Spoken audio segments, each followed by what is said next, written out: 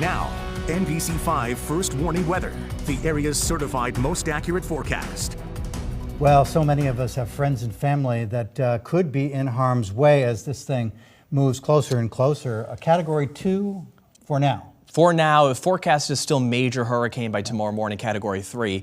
On record, there's never been a Category 3 hurricane to hit the Big Bend region of Florida where this is going. It's not an enormously populated area, but there are people there, and there's a lot of evacuation orders right now. So that is the satellite. It's a lot healthier looking than yesterday, but it still doesn't really have much of an eye to see.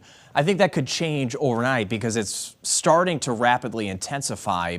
And the track brings it to the north and then a sharp curve to the east. So if you're thinking, well, what about in a few days? And for us, it doesn't come this far north. It's a big battle between high pressure to the north and then the tropical system to the south. So this is the real zoomed in version of the 5 o'clock advisory. Orlando right there, Daytona Beach. The center of the storm comes right over Perry, northwest of Cross City, northwest of Cedar Key, also east of Apalachicola, if you know where that is. So it is right in the Big Bend area of Florida. And the hurricane force wind is in red color here, at least the gusts to hurricane force. A lot of that misses Tampa. It is certainly windy in Tampa as we go through tonight, tropical storm conditions. But the strongest of the wind here is between Horseshoe Beach and Perry as we get into tomorrow morning.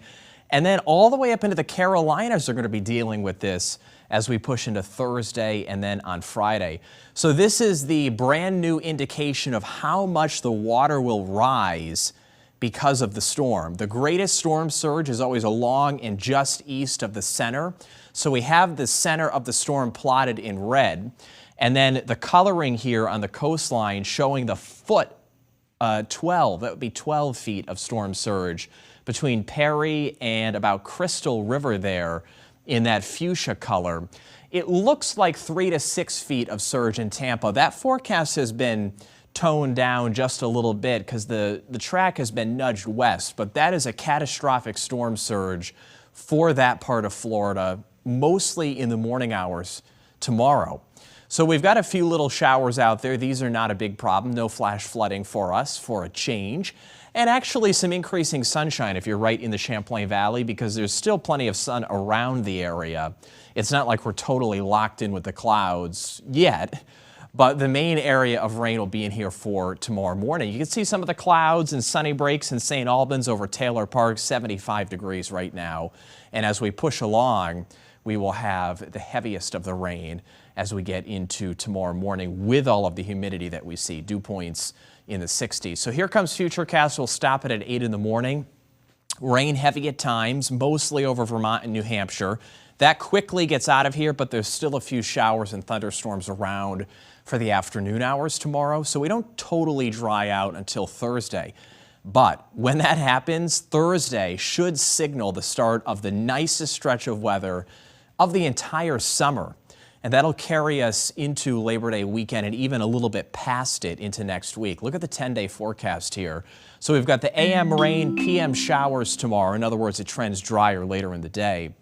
And it is a little bit cool for this time of year on Thursday. Sunshine. Look at Friday, though, 76, 80 on Saturday with a sprinkle late on Saturday. The low levels are pretty dry, though, so it shouldn't be much rain at all, just a little bit cloudier for Saturday evening. And then we're back to sun and, yes, even 90s. We've got 2 90s in there for Monday and for Tuesday. It's possible there's a third. Don't want to pencil that in at this early stage. Just know it looks very hot there and with oppressive humidity early next week. So it's quite a solid summer stretch there for the at least unofficial end to summer. But the 10 best days of summer are still ongoing. And Ben is at the fair with more now. Ben?